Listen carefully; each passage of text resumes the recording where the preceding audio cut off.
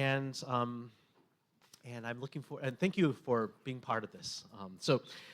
What I'd like to do is to start our panel discussion is to invite each of our panelists to respond to the following prompt. Why is it important for us, from your perspective, to talk about this topic of trauma and spiritual abuse? And I'd love for them to also introduce themselves a little bit and share how you have come into this work yourself over the course of your life and career. So if I can maybe begin by inviting Kate to do. Sure. I'm Kate Wiebe, and I am the chair of the PsyD program here at Fuller. And I'm so glad to be here. I actually was offered this position 1 year ago today. It was a mixture of, it was very complex, as you said. It was a complex day. So I, before coming to Fuller, I ran an institute called the Institute for Collective Trauma and Growth. I've been working in areas of trauma for over 20 years and have been working with both individuals and couples who have experienced all manner of trauma, and I also have been working with organizations and helping them to sort out the complexity of what happens when either an internal trauma happens within the organization where there's a betrayal of leadership or loss of leadership, or there's an external trauma where they're in the midst of a natural disaster and the ways that impacts their mission and their people, and how to sort through all those dynamics and figure out what are the resources that are needed in such a time as this. And so I would say part of the reason that we need to be talking about spiritual abuse is that spiritual abuse has gone on for millennia, and it is something that has been harder for us to face. It's been harder for us to define, and yet it's going on all the time, and it's perceived in a range of ways that we'll start to get into and unpack. But I'll start with that. Was that on? I'm Dan Allender. This process for me began in October of the year 1986. I was a newly minted PhD from Michigan State, counseling psychology. And I had a client, about fourth session, out of nowhere, truly out of nowhere, just say, "What do you know about sexual abuse?" And at that point, I had a master's degree, family systems, MDiv, PhD, about 11 years of graduate education. We had never spent, and when I say this, a single minute on the topic of abuse, and particularly never anything on sexual abuse. So I remember looking at her, and again, how you make decisions in such momentary processes. I was going to lie and tell her that I knew something, and then I realized, having worked with her, she would ask, and because I knew nothing, it was better just to tell the truth, figuring she would no longer work with me. And she made truly a life-changing proposition. And she said, "If you're willing to work with me, I will teach you everything I know." And that was the beginning. To say I knew nothing, but that was the process. To jump to where we are today, that has been part of the sense of calling that I've had. And certainly, as we talk about spiritual abuse, many of my clients have been sexually violated in the context of a parachurch or an ecclesial context. I'm not going to say that sexual abuse is inevitable in spiritual abuse, but usually some violation of gender, some violation of the integrity of one's body has often been a part of spiritual abuse. And from my standpoint, this is a deeply theological, not merely psychological issue. And so often it is destructive theology in the hands of a narcissist that creates the context for deep violation. And that's why I'm grateful to be with two experts. My field would be a little bit more sexual abuse, but I do see the overlap. Thank you. I'm deeply honored to be here with you and to be here with all of you. And I think I'll jump off of what Dan's saying about narcissism, because ultimately we have to talk about this because, oh, I'm Rachel Clinton Chen. And I'm a pastor by orientation. I'm not a clinician, though I do work with a lot of clinicians. I feel like I glean from their wisdom all the time and get to do therapeutic-like work. Because ultimately, we are in the midst of dealing with spiritually abusive systems, right? If it's about theology and imagination, then we are heavily needing to resist narcissistic systems that are infused with theological and biblical imagination. So it's global and it's so deeply personal. And if you kind of exist at that intersection of theology and psychology, you know you have to attend to both, right? Because we are bodies and we're personhoods and we're parts of collectives. And so kind of we have to be coming at it from all sides, right? And I would say for me, this started, I came to my faith, I would say, in the belly of the beast, so to speak. I was raised in Oklahoma in the Bible Belt. I'm a Southern Baptist historically, and I said yes to God at 4. I promise I won't do like the whole story, but these points for me are really poignant because a vacation Bible school teacher told me that it wasn't so much about inviting Jesus into my heart, but about saying like, I wanted to make my home in God's heart.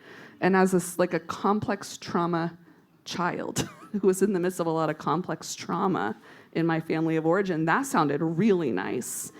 And I was called to ministry at 13 at Southern Baptist Church Camp. And 5 minutes later, I was told, you can't be called to ministry. And then 5 minutes after that, the Spirit said, Isaiah 61, this is what I'm calling you to, and I'm the one who anoints.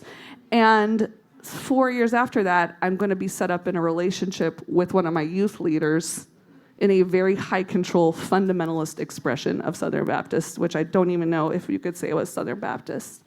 And that very secure attachment I had with God for so long so easily got dismantled in those 4 years of my adolescence in this highly, explicitly spiritually abusive environment.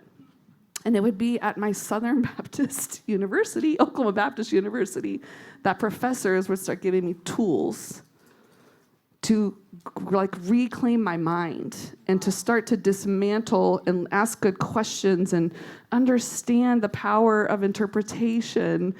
And spiritual abuse, we'll talk more about it, is all about power and control and the misuse of these things by claiming the authority of God.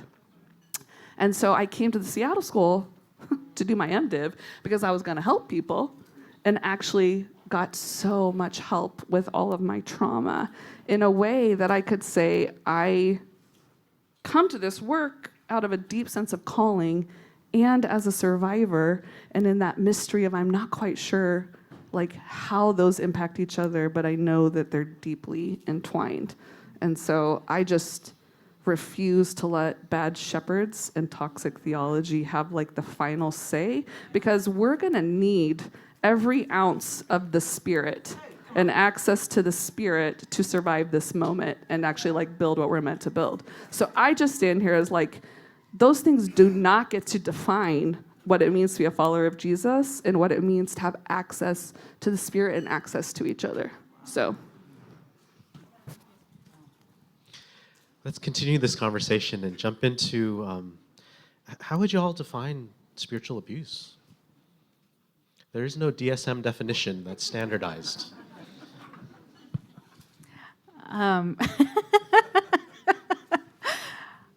I would say that's one of the things we would say is that there is no there's no law against it, so we don't have a collective agreement on how we would define it. But we would say that there's power, as we've talked about. There's coercion. There's also, I would add in some cases, either an awareness or a lack of awareness on behalf of the leader for how a person would perceive the leader's authority and God's work. And so spiritual abuse can both be intentional and it can come across as unintentional as well, that it's the leader not doing enough work to recognize the power that they do have, and that for many parishioners and congregants and just people out in the world, the understanding that there's a perception that God is speaking through this leader into my life. And so when the leader is saying, this is how you have to live, this is what you have to do, that's being perceived as words from God as well. And so their spiritual abuse can be both the coercive, intentional act of taking advantage of that power, and it also can be the negligence of not recognizing that power. I totally agree, and would simply add that almost all forms of abuse involve these elements, some degree of grooming. Most of the individuals who be spiritually abused have been groomed by a leader. Even if it's not toward a sexual end, there's a grooming process in which you're included in a way in which you have known some degree of exclusion, but now you have a special relationship, you have a special opportunity.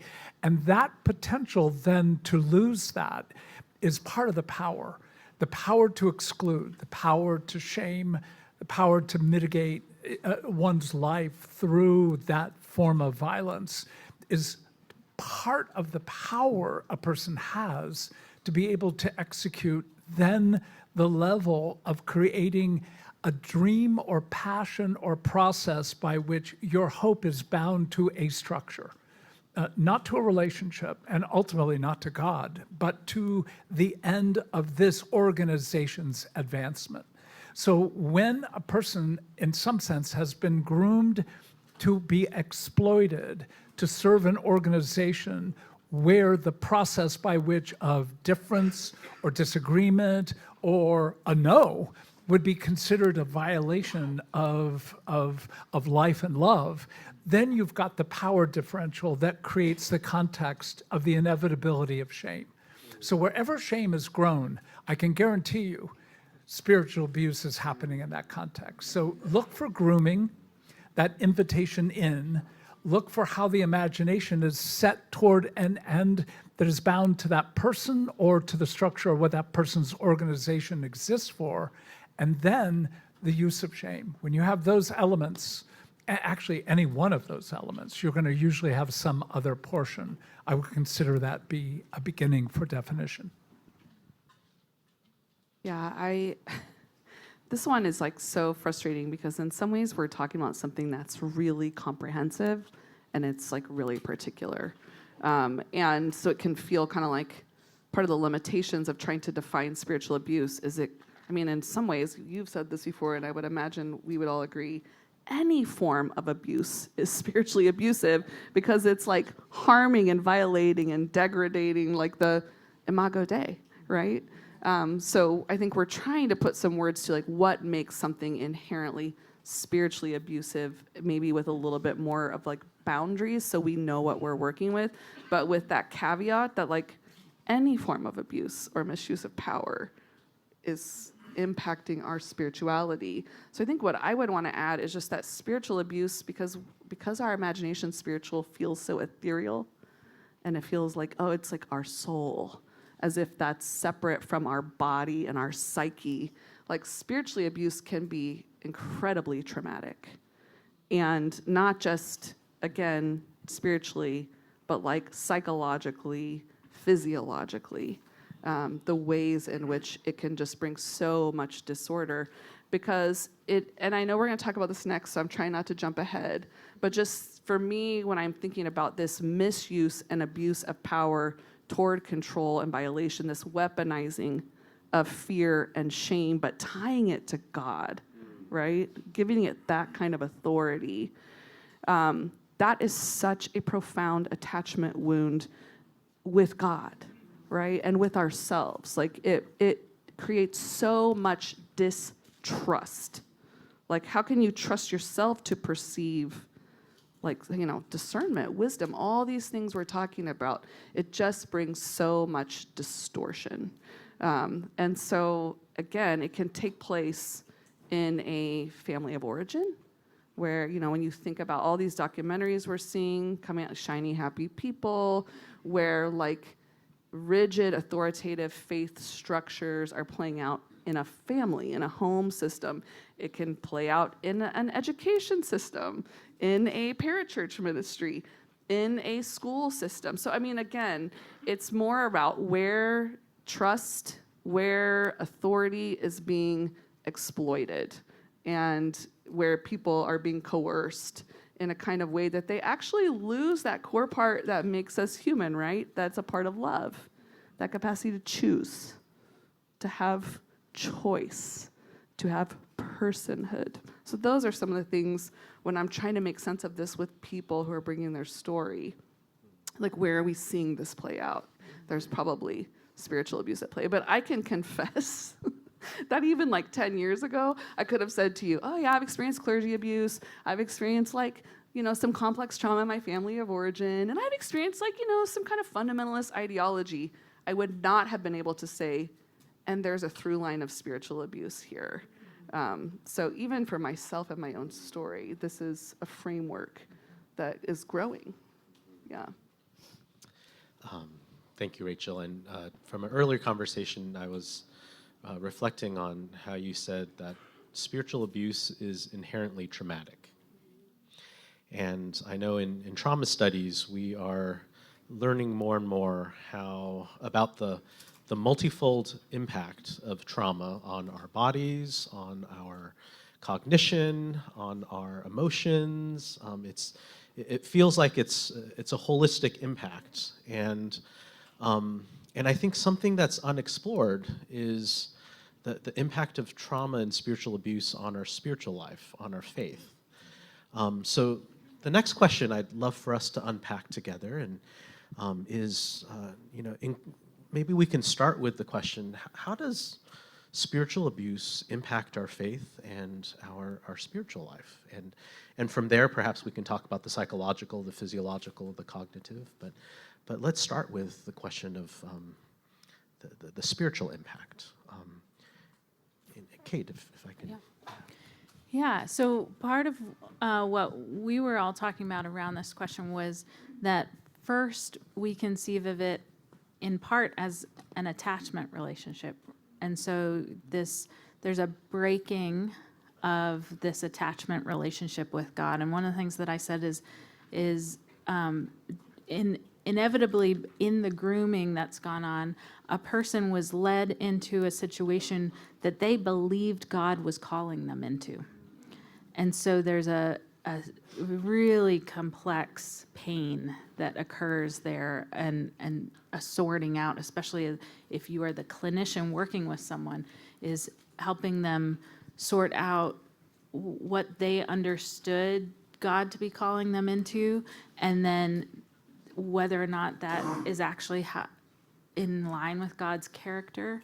And then there's this whole need to rebuild their sense of trust with God. That radar has been broken, and so and their sense of trust in themselves to trust. So, I just think that's maybe the beginning core of, like, when trust gets broken, the natural inclination is to think it's your fault, and to then be in a category where you've been betrayed, but it feels like it's your fault. It will not sound terribly helpful, but I think the people I've worked with just feel crazy. But in that craziness, the effect is fragmentation. What we know with the left frontal lobe, in almost any form of trauma, there is a sense of fragmentation. What often happens is a progressive process, because spiritual abuse doesn't usually just happen once and then it's over.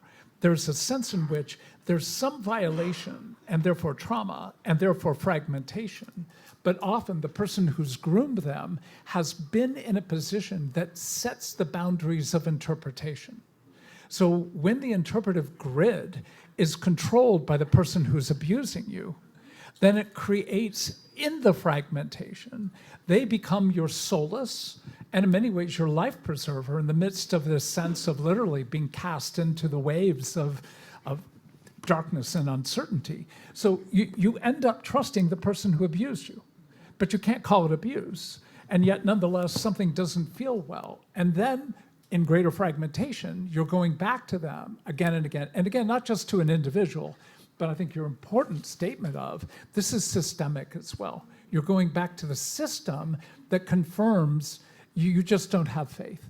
You've not trusted the Spirit. You're being critical. And then we weaponize, which is brilliant, by the way, weaponize the work of evil in a way in which you see you're being used of evil in this context. We're fallible but good people, and now you're judging. So we can twist the language of Scripture to create this bind that a person cannot step out of. So when you've got that loss of trust and fragmentation, almost inevitably, your vagal nerve is going to begin the process of numbing. And so you get more and more numb through the process of some degree of dissociation. And where dissociation's viewed as maturity, because you're able to endure all sorts of technical word shit, you're now in a position where you're reinforcing the very nature. You almost become the abuser of yourself in the form of your distraction and dissociation. So now you feel guilty for drinking a little bit after an event, or you feel guilty that you're watching too much TV. So whatever structures enabled you to stay within that system and in that relationship now become a form of violation. That's the setup, where there's a loss of trust, dissociative defensive structures that end up perpetuating some degree of harm. Now you can see this debris of shame that begins to come. And when spiritually, the person and system is the primary way by which you get to escape shame, it is just a profound, self-serving, destructive, and from my standpoint, satanic system.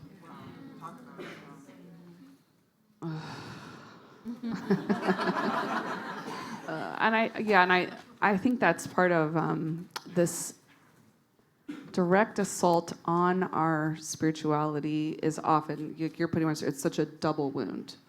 Like you might have this moment or you come to this realization, I've been experiencing this abuse, but then often when you turn to the people that you perceive will be able to help you, some of their spirituality might actually be lacking the wisdom and complexity to help you find your way through, which often for people is the more painful wound. I tried to get help, or I tried to tell the truth. I tried to tell the truth about this person in authority who was harming, and I was told even me telling this truth is going to harm the ministry. And so we're going to shield the power instead of being the people we're called to be, who are covered by grace and capable of transformation and repair. We're going to prop this thing up, and the abuse is going to continue.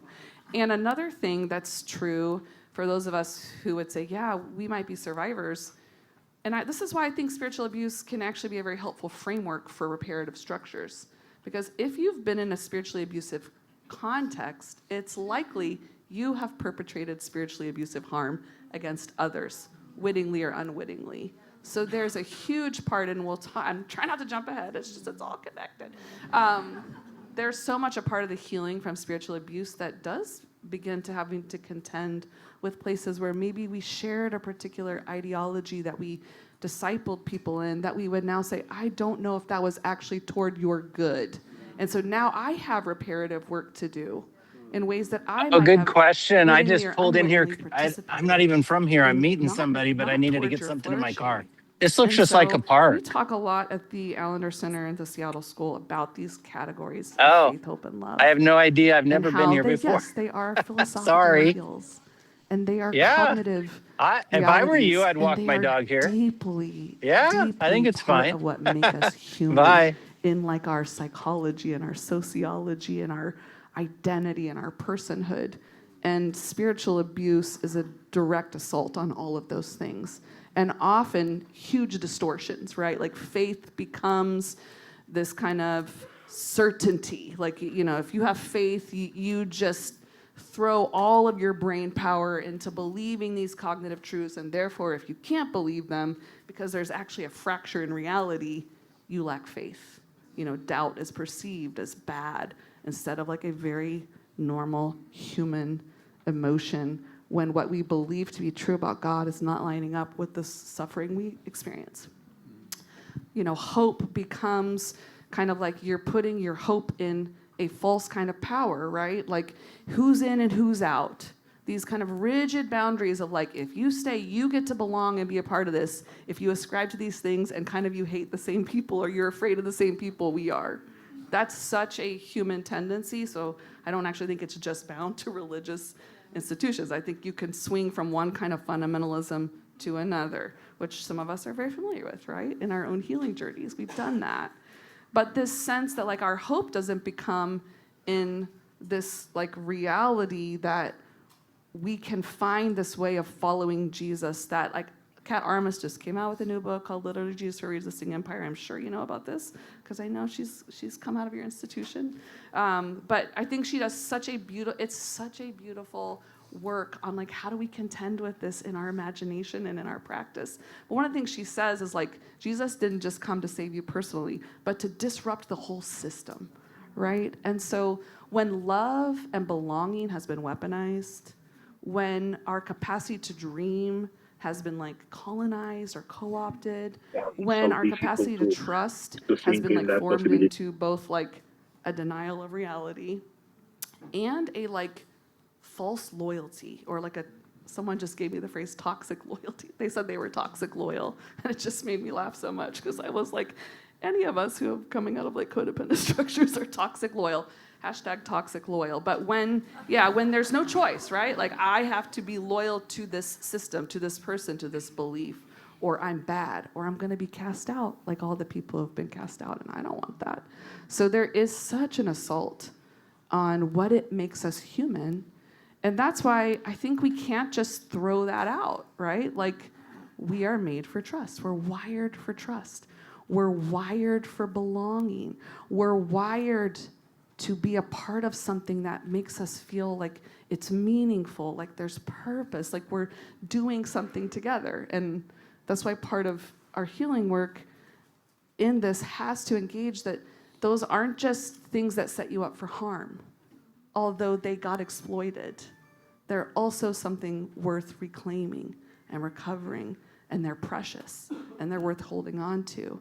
And again, that doesn't mean you have to stay in the context you're in or in the ideologies you are in, or that you don't get to grieve profound loss. And I think that's another part of this is just there's so much grief. It's one thing to be like, you need to leave that toxic environment you're in. It's another thing when that has been your whole world. Your whole world, when it's been like the way you've found grounding and the community that you've been a part of. And so there's so much loss involved, or even just the sanctuary that I know for myself, that sanctuary that even in the midst of so much violence and like complex trauma and collective trauma, it was mine and it was precious and it held a lot of innocence. And when that became like a scorched earth garden with a closed gate, that was so disorienting and devastating to me. I actually, for the first time in my life, not the first time, but in a more extreme way, the levels of anxiety, I actually experienced some schizoid tendencies. Like I couldn't bear to be touched. I literally was becoming like clinically insane. Like I convinced myself at the end of college that like the reason I was so anxious and so out of my mind was like, oh, this must be the time in like the rapture when Jesus removes, like when God takes God's spirit from the earth, because I don't have any sin that I can think of, and I'm believing I can quote every scripture back to you about why I shouldn't be anxious, and like this has to be the reason. I mean, I actually like told people that out loud. Like that must be what's going on, and I have so much compassion for that young girl who was trying to hold these worlds together. And then ultimately had to actually like abandon that image of God in order to actually find God and to like save my life. You know, to just be like, even if I am losing God, I think I'd rather live, you know, than stay in whatever this is. So it has deep implications for our spirituality. And there's so much loss in that because sometimes there's huge wilderness seasons before we can sing songs, even just any song, or before we can open the Bible in a way that feels like we can rediscover something, before we can pray in a way that doesn't feel like it's setting us up for harm. Especially for those of you who have felt deeply called to ministry or ministry context. Like there's a loss of community, there's a loss of identity, and there's a profound loss of like sanctuary. Wow, there's a lot to unpack there. Just want to give it a moment or two. By the way, Rachel just put together some robust online resources on spiritual abuse that we'll talk about a little bit later today. But as I'm witnessing and reflecting on what was just shared, I think some of the themes that stuck out to me was trauma and loss, you know, and someone explained to me in the past that all trauma therapy is actually grief therapy, because all trauma involves some form of loss, and even when one finds oneself in the midst of, leaving a dysfunctional, hurtful system, there's still things to grieve over that was lost, and that was one of the themes I picked up. And I also picked up on the theme of moral injury, that as we progress in our healing journey, we realize how we might have unknowingly participated in other people's harm. I love what Kate was sharing earlier about how spiritual abuse can be understood also as an attachment wound with God. Maybe running a little bit off of that last comment, I know when I work with trauma survivors, either as a psychologist or as a pastor, with people of faith or people who are agnostic, oftentimes I will still field the question, why did God allow this to happen? I'm going to call an audible and see what the hell do you guys do when someone says, why did God allow this to happen? What do we do as pastors and as therapists? Part of it is sitting with that feeling. Part of what I do too is go directly to the cross, and that as Jesus is on the cross quoting Psalm 22 and this incredible human experience of God forsakenness, that Jesus is claiming that on the cross, claiming that universal experience. I often too, I find that many of my clients are coming from places where in some version of the gospel and how it was interpreted to them, there was an understanding of if I pray right, if I do the right things, no bad things will happen to me or my people. And so part of what we talk about is John 16:33, and in this world you will have trouble, is Jesus's words to us, that the trouble is not about who you are or how you are or what you've done, that it will rain on the righteous and the unrighteous equally. And so there will be trouble. My work as a therapist is not to get you out of trouble or never to encounter trouble again, but is to help you face trouble and help you take heart, as Jesus says in John 16. And so that's part of where we go to as well, is how do you take heart? What does that mean? How do you start to unpack these layers and begin to rebuild? And some of it is we can't face it all at the same time. Is we're going to face part of it, and then we're going to pick up another part of it and then another part of it. We're not going to do the overwhelm is often feeling like I have to somehow solve all of this, and how can I possibly do that? And so we're not going to solve it all at the same time. We're going to go piece by piece. And as you feel some resolving by some pieces, you're going to find the next steps. And I think too, it's facilitating a space where the survivor discovers their agency again, that they do have power, that they do have a voice, that they do have ability to move forward. But sometimes that takes a long time to find and to experience. And so sometimes we're sitting in silence for a while and discovering the space to find that power. Because it's such a good question, it's really hard to give a direction other than to say that question is a question that I think we all ask, because it's the ultimate question of the goodness of God in the presence of evil. If God is all good, he cannot be all powerful. If he's all powerful, he cannot be all. I mean, that conundrum leaves us at the reality. It's not a question that can be answered even with a theodicy. So I think two things I would warn you against. One is providing a template for how to answer the question. Because to answer it is often, it misses what's actually there.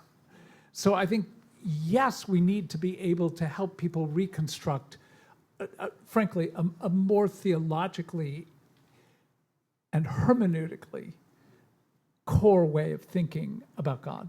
But nonetheless, I think the first question is being able to respond and say, I'm so grateful that you're asking not only an impossible, but a beautiful question.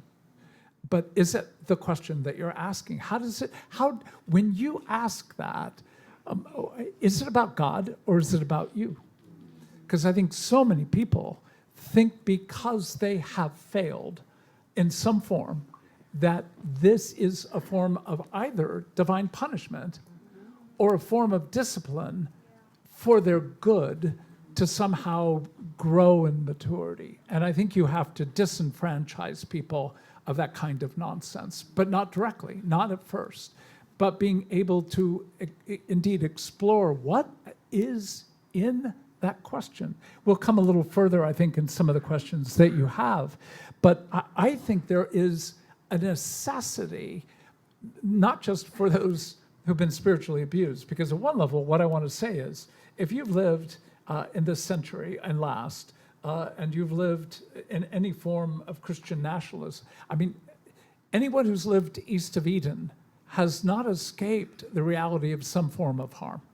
So it's a reality for all of us, and I love that you underscored, we all have our own perpetration as well to engage. But in that, I think there is an absolute necessity to bring people to the question of, but I can't trust God anymore.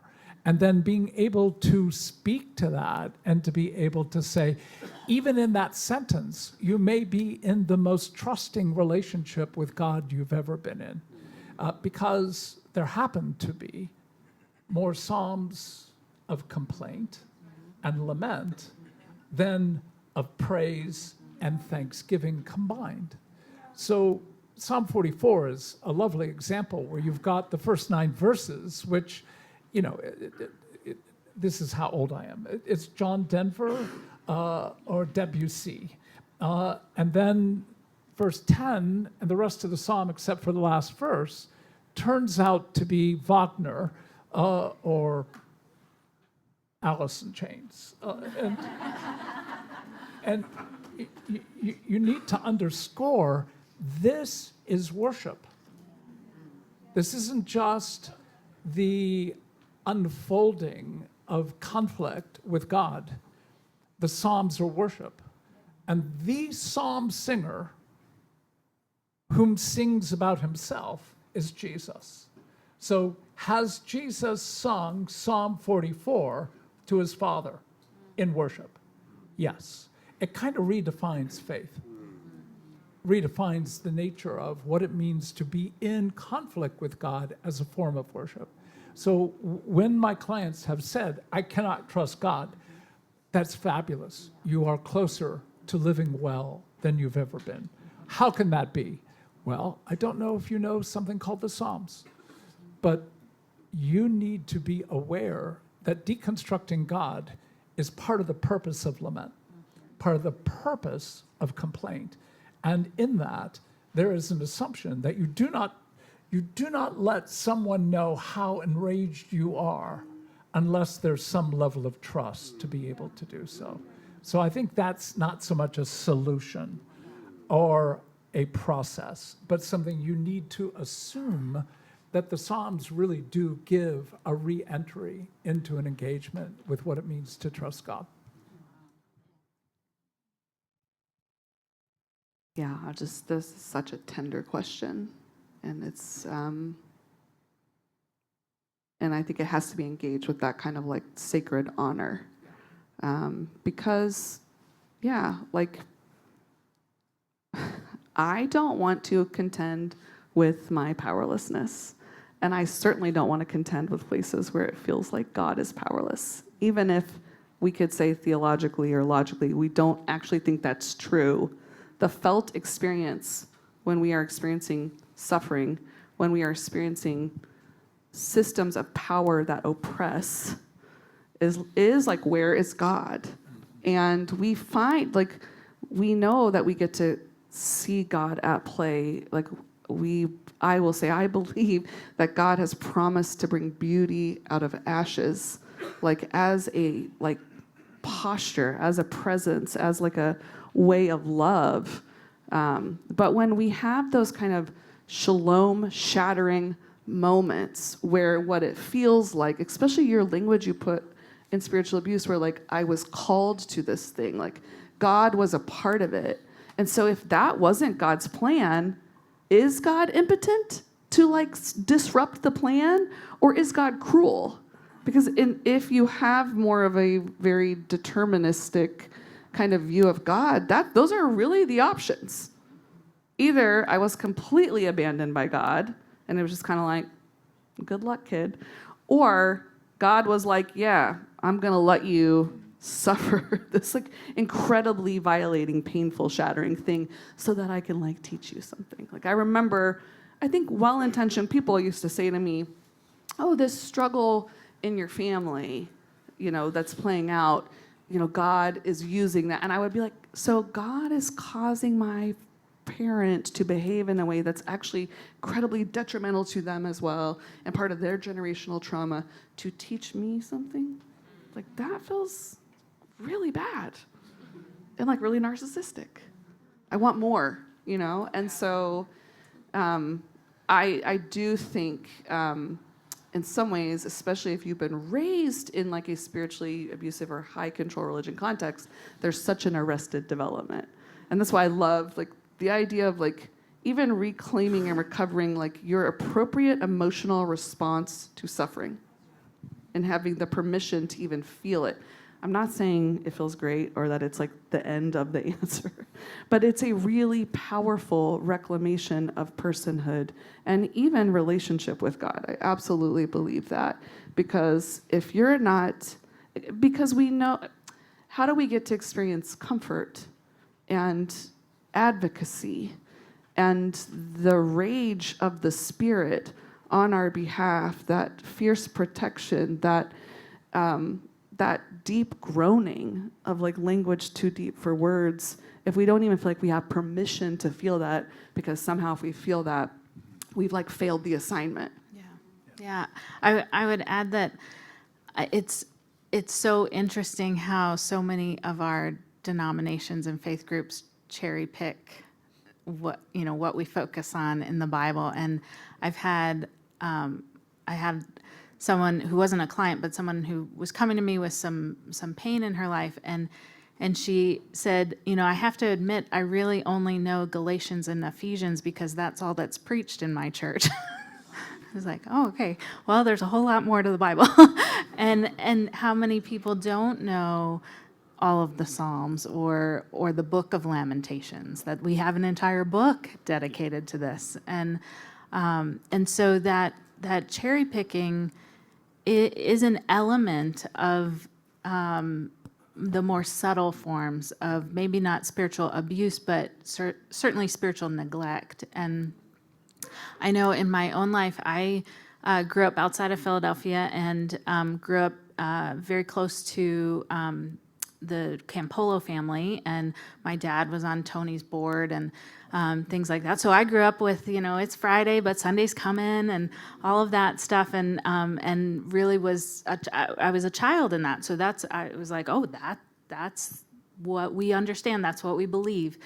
And when I took my first counseling course, it ended with the professor saying to me, if you're going to be a good Christian counselor, you need to decide what you believe about Holy Saturday. And I will say that was my last college degree, and that was the first time anyone had ever said the words Holy Saturday. I had no idea what it was, and I had grown up in Christian schools and churches and all the things, and had zero idea what that term meant. It had only been that weekend there's this awful thing that happens on Friday, but Sunday is coming. And so we just jumped to the resurrection. And if we as therapists and as pastors just jump to the resurrection, we miss all this pain. And this pain there's not a quick fix to this pain. It is a slow and patient work, just like it is with other physical harms. So, if you break a bone or have a car accident or something where you are in traction, there's no quick fix to that. You're going to be in that for a few weeks at least. And so we need to have that mentality when we come to the spiritual pains that are in our clients' or parishioners' lives, is that this is not a quick fix. This is not just think of the resurrection and you'll be fine. This is healing. Actual practices have to happen to find a way through. Thank you, guys. For the next 5 or 7 minutes or so, I want to invite us to debrief a little with a few people next to us, if you feel comfortable. If not, feel free to chill. Don't feel compelled to talk to your neighbor. But we did prepare a few structured questions you can consider discussing.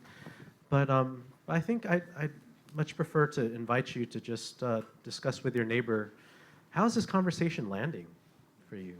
And do you have any potential follow-up questions that you might want to ask the panel? And the last question that we'll discuss would be, how does one recover or begin the process of recovering from something like this? So if you happen to have questions related to that, I think that might be a good transition to our next conversation, part of the conversation as well. So for now, please consider chatting. And those of you joining us over Zoom, we're going to create some breakout rooms for you, and we'll be here for maybe about 7 or 8 minutes. So looking forward to having you get back after this.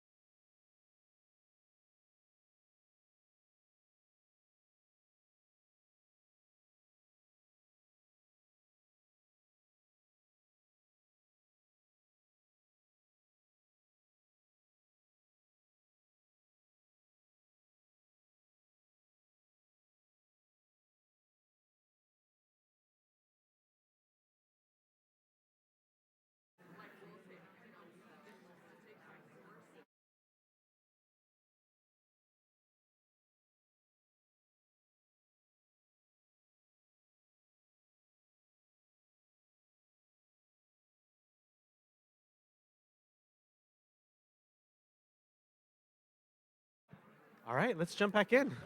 Okay, everyone, let's come back together.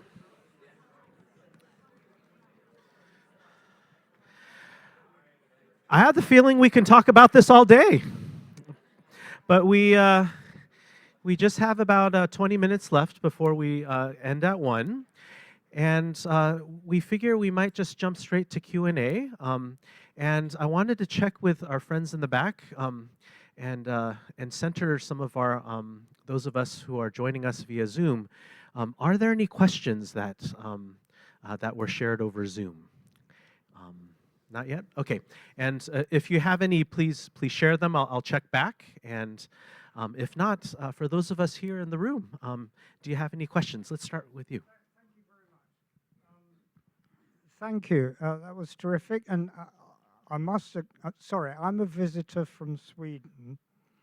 I must acknowledge, well, I not must, I want to acknowledge Fuller for recognizing there may be a gap in their experience and understanding, and this of being one of the number of things that they're doing. So, I mean, credit where credit is due. And I also hope this will come into, you do a psychology and theology. I hope this will also, even if we have to ask our Seattle visitor over Zoom, but hopefully you might even be here at that period. Now my question, or the thing that I'm raising, is as an overseas visitor, I think especially this year, when I'm reminded of the insurrection at the Senate, when I'm reminded of, well, I'm sorry, but as a visitor, I am shocked by the actions of your government.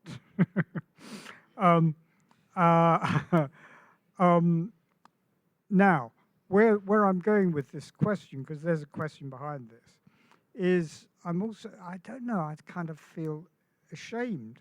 I used to have a trust in America and what it stood for. And I know a lot of that's bullshit, but, you know, there is some good sentiments originally there, and they're often played out. So my question is, you've described some quite complex concepts and some very interesting psychological mechanisms that possibly might help understand the situation at the moment and what I'm feeling as an outsider and what some other people might be feeling. Sort of, is it possible that people are feeling traumatized by the news and what is actually being done in their name? Secondly, does it also help understand, I'm sorry if there are any Republicans here, but does it understand what Republicans have done to themselves to stay quiet? Is there such a thing as a spiritual death that has occurred to them? And I hope it doesn't take a long time to come out of this, because, you know, many of us may not survive much longer. Thank you very much. Sorry, it's a bit long. Not a problem. And we were actually just talking about this. So, Sure. Rachel. Well, first of all, I just want to say none of anything I'm going to share right now I have gleaned from many wise people, some of whom are in this room. So I claim none of this wisdom as mine. It's borrowed wisdom. But, I mean, these are very apocalyptic times for the United States in the sense of this current administration is embodying what is true of so much of the United States of America and has been true, but it's like out there in a way that like it's no longer hidden and has been felt and experienced by many people over a long time, but it's unapologetic and shameless. And to me, in my spiritual framework, it's really demonic. And because it's so blazon. So if you have experienced oppression in this country or by this country, if you belong to collectives that are impacted by patriarchy and white supremacy and any other kind of supremacy structure, of course people are traumatized. They are so traumatized. We are traumatized right now. And some collectives have more resilience, both spiritually, psychologically, and collectively, to actually be ready to engage that. So this is a time to be gleaning from the communities in this country who have not been like blind to this reality. It's not a new unveiling, it's just more shameless, right? And is this like being recorded? Like, is it going out? People I love who are very dear to me.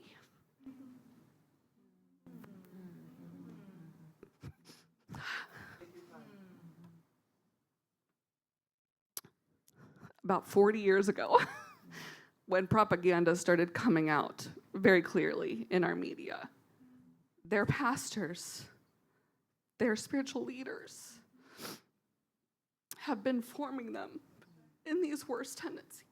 So there is definitely a spiritual, I don't want to use ableist terms, but a spiritual hold on very good people who both, yes, in us lives these realities we've been formed by, but who also, I genuinely believe, have been deceived, and they have been made to feel terror, and I'm not excusing in any way. It's just when you are in like deep relationship with people who you know to actually have much goodness in them. Absolutely, I think we are in a very critical moment, and I have to believe unveiling is not just done without God. And so as a person who's trying to follow Jesus in this moment, part of why I created the resources I created was kind of like it was kind of my way to be like underground. Like, I'm gonna give you categories for critical thinking around spiritual abuse that are very vague, but also like if you just look around, you will see them on full display and you're not crazy.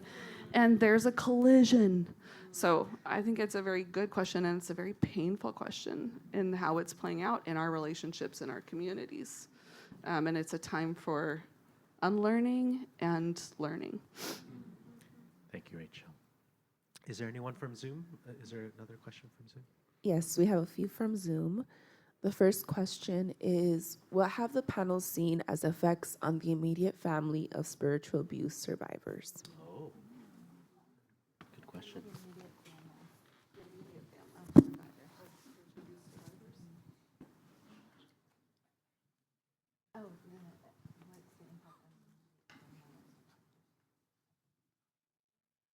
Oh, that is, let me take this again into the reality that most of the systems and individuals who perpetrate ongoing abuse have some narcissistic structure.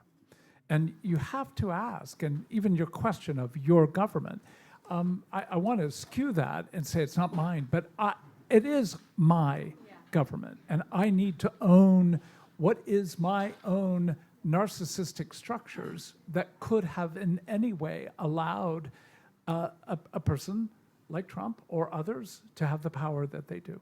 So to own, how have I been bound to my own and other people's narcissism? Not taking false responsibility, but also not eschewing. I have a log in my own eye. So doing the work of asking, not just how do I fight, but how did I not see this a decade ago? Why was I not talking about this well before the year 2016? I'm a fairly insightful man.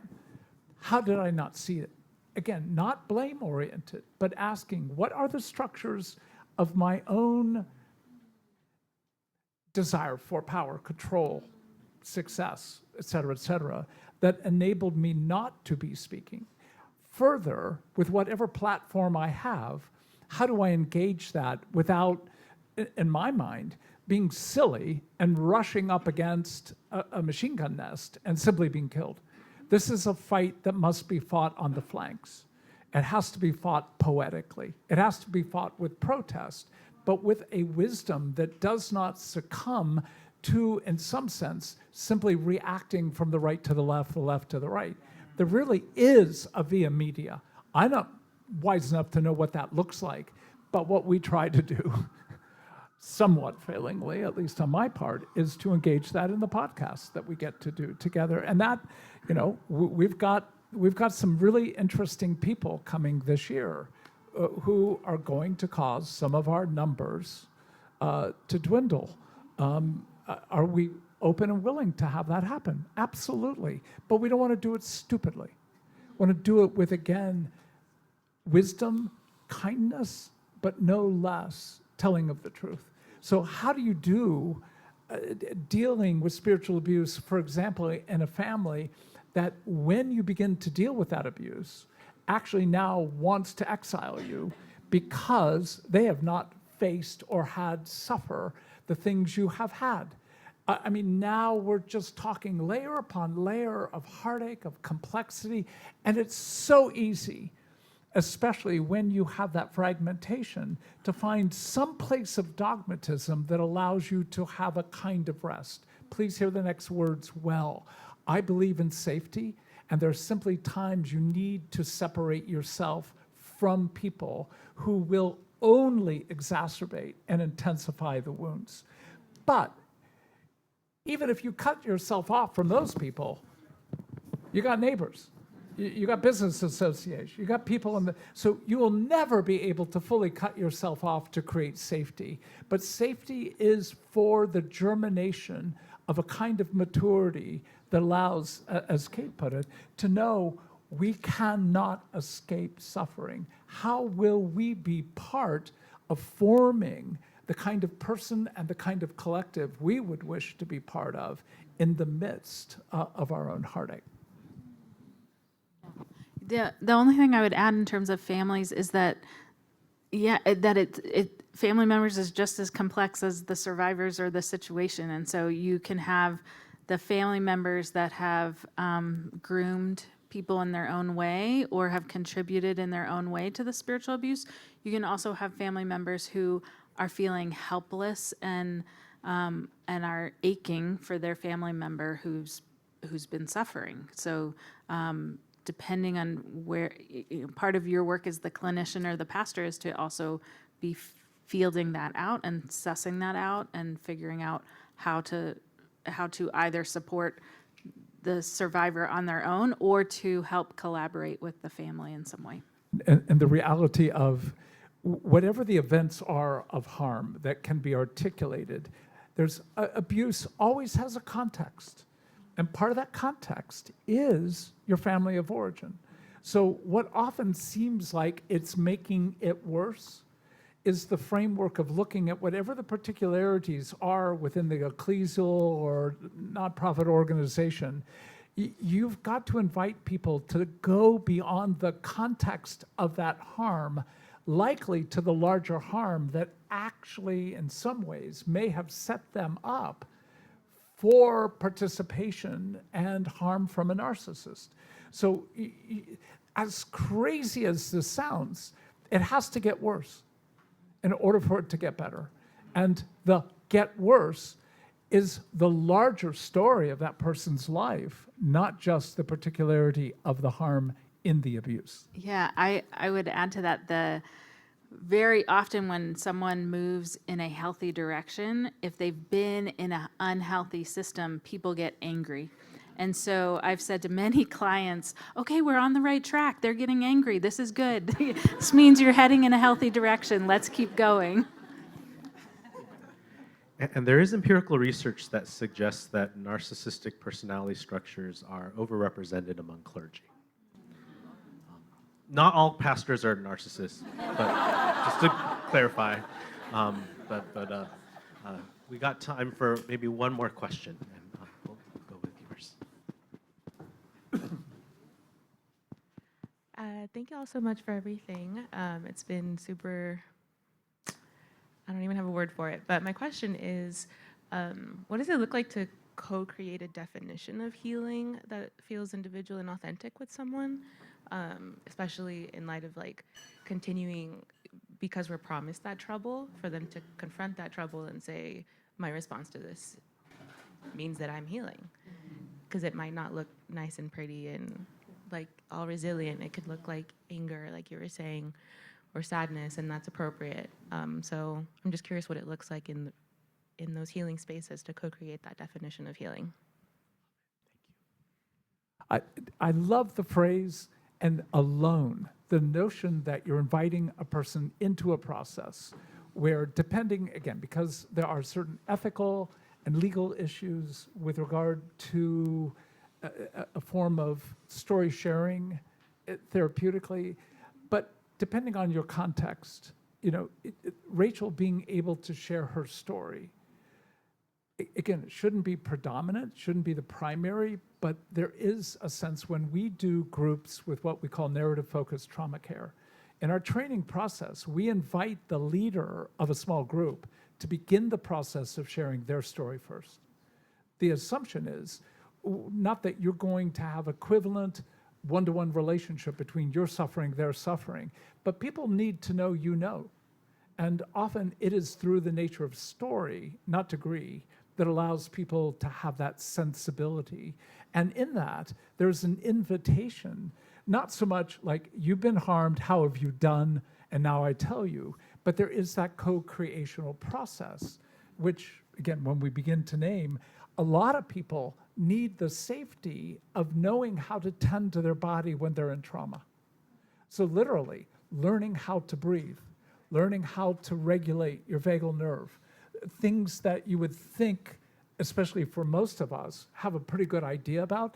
The rest of the world has no clue what the vagus nerve is, let alone that they actually have access to being able to do something in and with their body to be able to co-create. So in a session, I was in a coffee shop with a friend who, as he was beginning to talk about the disorientation he felt toward a divorce that was happening in his life, he began to hyperventilate. So we're in a coffee shop, and I'm like, have you ever heard of box breathing? I need you to look at me, and I'm going to breathe, and I want you to replicate. I don't care what other coffee drinkers are doing. We're beginning to come back to his body. That's co-creation.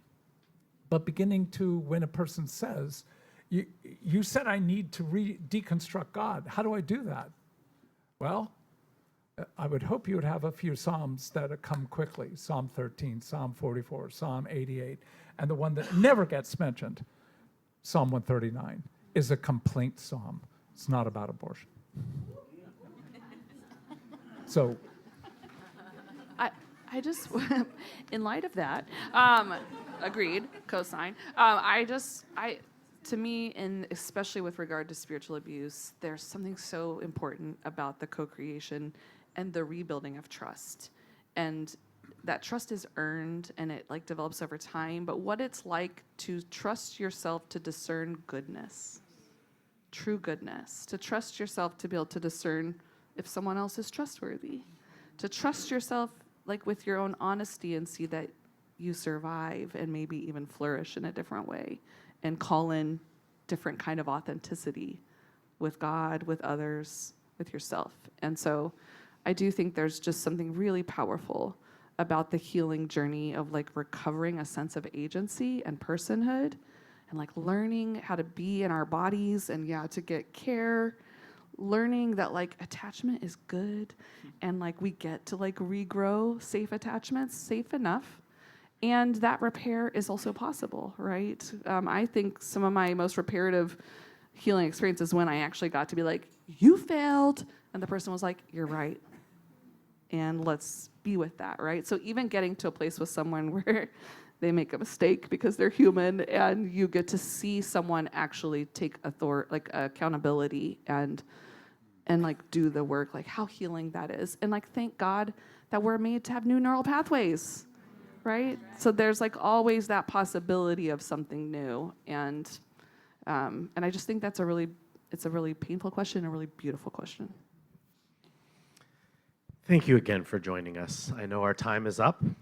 I just had a few announcements before we disperse. The first is that part of the reason why our friends from the Allender Center are here is we're exploring ways to partner together between Fuller and the Seattle School and the Allender Center. And one of the ideas that we're exploring is the possibility of creating a mechanism where students at our seminary or school psychology and marriage and family therapy can actually get fuller graduate credit for participating in one of the Allender Center narrative-focused trauma healing weekend workshops.